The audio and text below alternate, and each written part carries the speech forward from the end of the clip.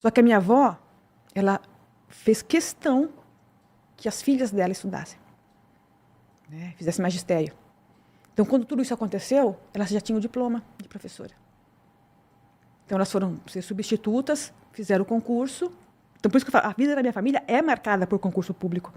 Fizeram o concurso, pegaram as cadeiras dela, que a gente chamava de cadeira, e em um ano e meio, elas conseguiram alugar uma casa para minha avó morar.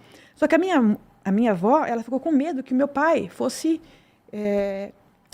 cobrar, né, a morte do pai dele. Então, ela pega o filho e manda para o Mato Grosso, no 10º Regimento de Cavalaria, que fica em Bela Vista, no Mato Grosso. Então, meu avô, com 17 anos, ele perdeu o pai, descobre que perdeu tudo, e perdeu a família, perdeu a mãe e as irmãs, porque ele ficou separado, segregado.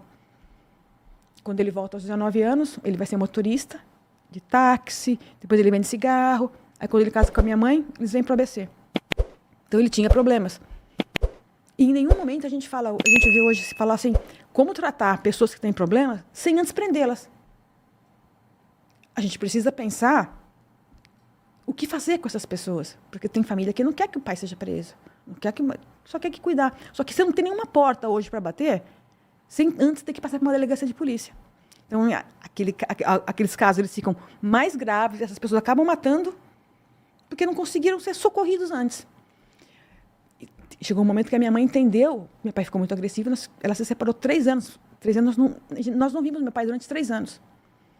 Até que ele compreendeu que ele precisava de tratamento. Ele começou a se tratar, ele melhorou, nós voltamos. Então, ele morava na casa dele, a gente morava na nossa casa. A gente estava se dando bem, e aí vem a violência e tira. O meu irmão, com isso que aconteceu, ele desenvolve uma obesidade mórbida, né? Eu tinha 23, meu irmão tinha 28, quando meu pai morre.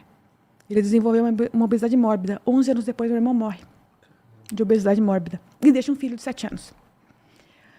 Então, a minha família entregou muita gente para a violência. Então, quando eu falo de violência, eu entendo de violência. Eu entendo da parte de investigação, eu entendo da parte da dor.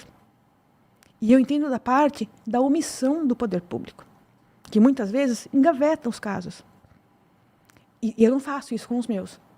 Várias vezes eu fui advertida, porque você não tem que fazer isso tanto. Eu tive um chefe, Glauber, que ele me escoltava às 8 horas da noite para fora da delegacia. Que não queria que eu trabalhasse mais.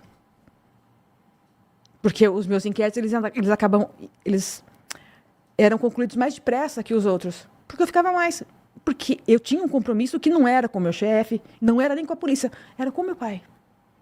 Mas ele chegava às 8 horas, ele mandava me escoltar.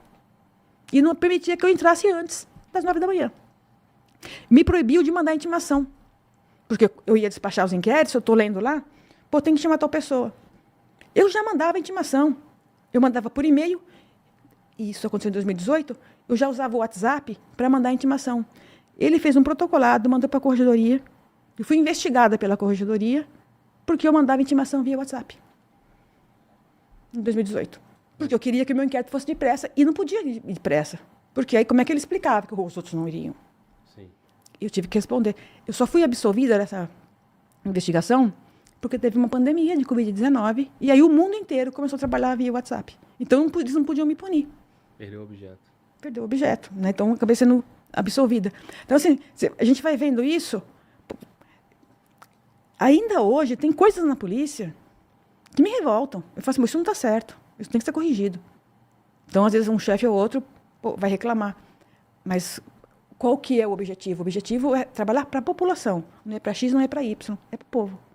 Você tem que ter uma resposta. Às vezes, eu não consigo dar a resposta que a pessoa quer. Mas eu falo assim, tá aqui, eu cheguei aqui. Se você pegar meu celular, você vai ver assim, fulano vítima, que é que eu coloco vítima...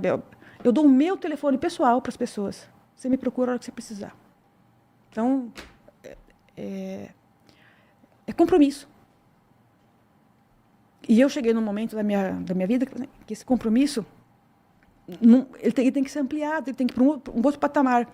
Porque dentro da polícia, dentro da administração pública, teve uma contaminação de crime organizado. Você tem o crime organizado na advocacia, você tem na administração pública, você tem entre vereadores, você tem na polícia, e as coisas começam a ficar engessadas.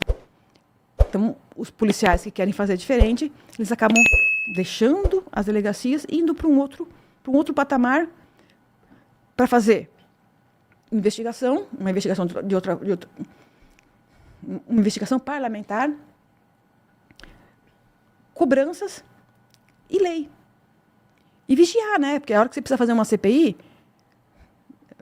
ninguém melhor do que um policial para poder estar naquela CPI e avaliar os dados. Você trabalha com a BIM. Às vezes a gente pega um monte de dados e entrega para alguém que não sabe o que fazer com aquilo. É perdido, trabalho perdido. Entrega na mão do policial. De alguém que vai dar profundidade àquilo. Às vezes, na delegacia, a gente tem alguns colegas que saem da academia e vêm trabalhar, e aí eles ficam sabendo, pô, a Corsato teve um caso assim, assim, assim, assim. Eles vêm, me explica como é que você faz isso. Eu falo assim, gente, não é explicar. Você tem que pegar todas as senhas de pesquisa que existem e que são imaginárias. Usar todas. Só que você tem que fazer isso na hora que não tem ninguém na delegacia. Porque durante o dia, você está despachando, você está atendendo, você está ouvindo pessoas, você não consegue se aprofundar no seu inquérito.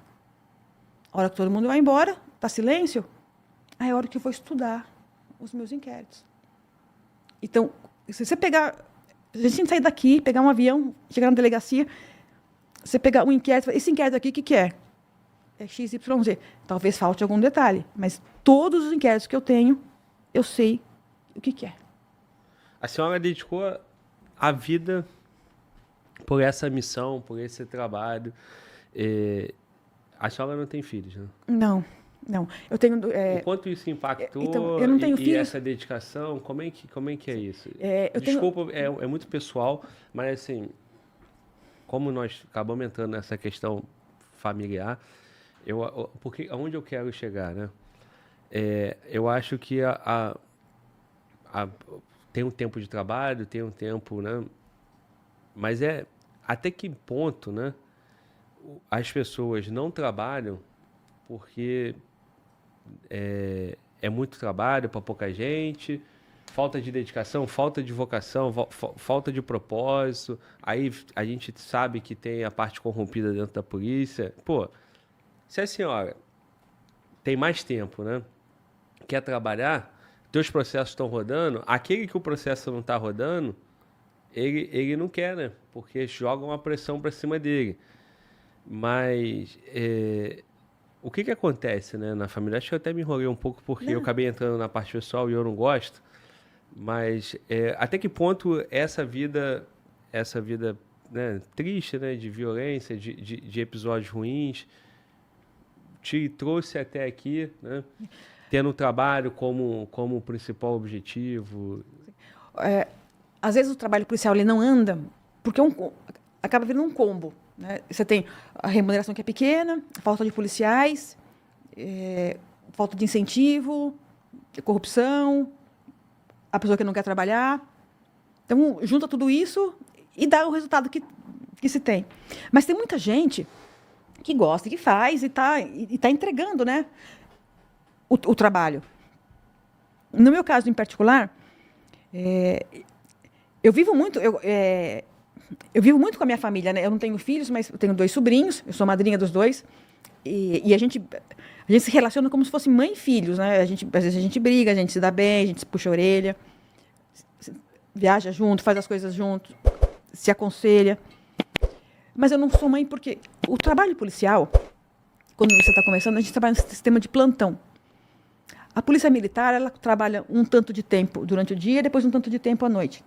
A polícia civil, ela faz aquele plantão 12 horas de dia, 12 horas da noite, 3 dias, 12 horas... O seu corpo fica louco. E a mulher, ela tem uma constituição física diferente. E quando eu estava aos 39 anos, isso impactou o meu organismo e eu fiquei estéril. Aos 39 anos, eu parei de ovular. Então, já não podia... Quando eu estava pensando em separar óvulos para um... Acontece, como é que tá? Ele falou, você não vai, mas você ficou estéril. Então eu não podia ter filhos. Daí nasceu meus sobrinhos, vieram meus sobrinhos, e toquei minha vida. Não foi uma opção assim, porque você via muita violência? Não. Pelo que aconteceu com seu pai, seu irmão? Não. Eu quero deixar para minha descendência um mundo melhor. Esse é o propósito, esse é o objetivo. Então, eu tenho 2 sobrinhos. Tem que ficar o mundo melhor para meus sobrinhos. Se você gostou desse corte, não deixe de se inscrever em nosso canal, deixe seu like, compartilhe o vídeo. Agora, se quiser dar uma força, não deixe de se tornar membro do canal. É menos que uma paçoca. Valeu, muito obrigado.